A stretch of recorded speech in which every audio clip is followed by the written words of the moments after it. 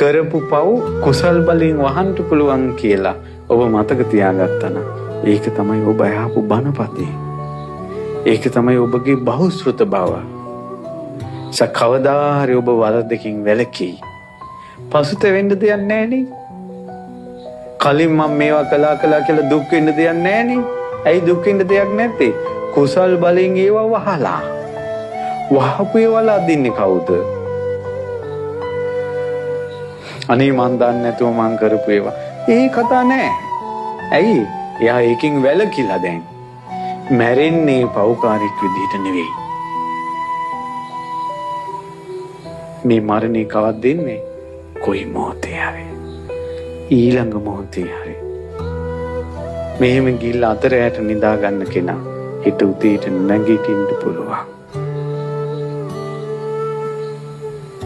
ඒකයි ජීවිතේ.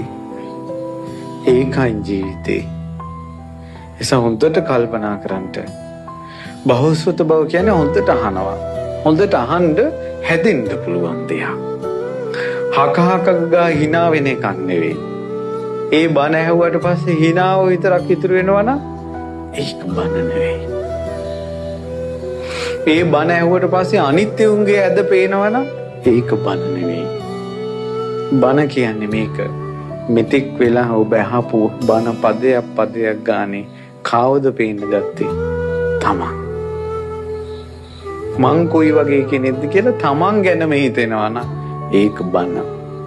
මේ ධර්මෙට කියන ඕපනයිකයි කියලා තමා තුළින්මයි බලන්න තියෙන්නේ. බණ ඇහුවට පස්සේ තමන් ගැන පේනවා නම් ඒ බණ අහන්න. බණ අහනකොට අනුන්ගේ ඇදකුද පේනවා නම් ඒක අහන්න එපා. ඒකට අනුන් හදන්න දෙයයි තමන් හැදෙන්නේ නැතුව. කර්මේ තමා එක්කයි එන්නේ. භුක්ති විඳින්න වෙන්නේ තමන්ට. එතකොට මේ ඔක්කොම මේ අහන වචනයක් ගානේ ධර්මය. එතකොට කෙනෙක් හැදෙන්නේ නැතුව පරණ ගොඩේම ඉන්න පුළුවන්. හැබැයි ධර්මයේ දන්නවා. ධර්මයේ දන්නවා නැමැති පින උට තියෙනවා. හැදෙන්න බැරි වුණාට. ඔහුගේ ගෙදර නිදානයක් තියෙනවා. ගන්න බැරි වුණාට. හැබැයි කවදා හරි ඔය නිදානේ නම් තියෙනවාමයි. බුදු කෙනෙක් ළඟ වුණත් පොළොව පළලා ඔය නිදානියයි ගන්නේ. බුදුවරු දකින්නවනේ මොහොත පුණ්‍ය ශක්තිය තියනවාද කියලා. ඒ කියන්නේ සැඟවිච්ච පින්. මොනවද සැඟවිච්ච පින?